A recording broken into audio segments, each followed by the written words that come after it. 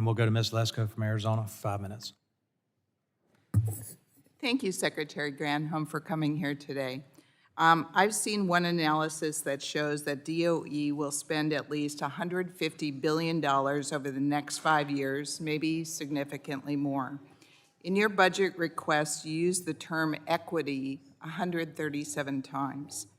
President Biden issued an executive order directing the federal government to spend money that is, quote, consistent with applicable law to allocate resources to address the historic failure to invest sufficiently, justly, and equally in underserved communities, unquote.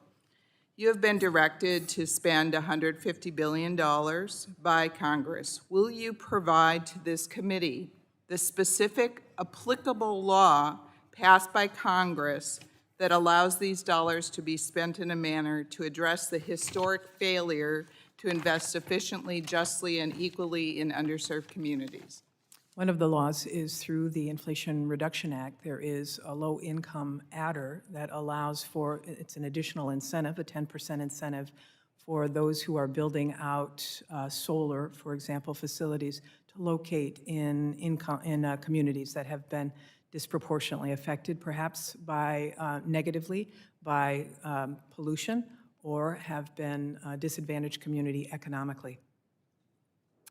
DOE's Justice 40 initiative requires 40% of spending to go towards disadvantaged communities. Can you provide me with a specific applicable law passed by Congress that allows such a massive quota system? It is a goal. It's Justice 40, that 40% should be directed to communities that have been left behind, that have not had the benefit of the investments that other communities have. So we are trying to achieve that goal, and part of that is through community benefit agreements associated with the grants that we are providing under the bipartisan infrastructure law. We want those who are investing to be able to consult with communities to make sure that there is a workforce strategy. So you say it's in the infrastructure law? Infrastructure law and the language. Inflation Reduction Act both provide incentives for locating facilities in disadvantaged communities. Madam Secretary, you, I think, already know that I'm sponsoring a bill, Save Our Stoves, Gas Stoves Act. So far, we have 55 co-sponsors, and it has bipartisan support.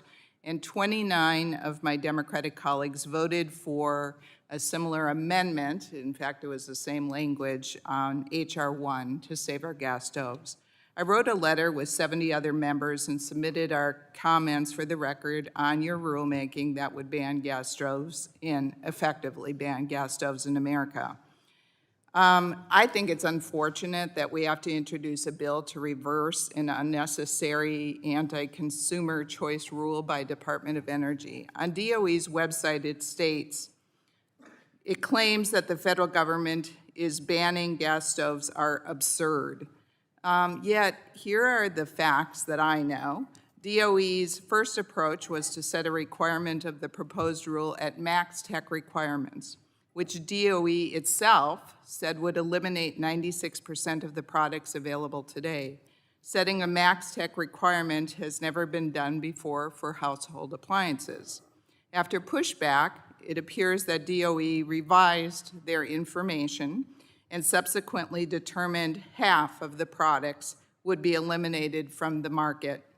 It appears DOE pulled this number, quite frankly, out of thin air. I don't know where you got it from. They started counting products on a website that looked like products it tested.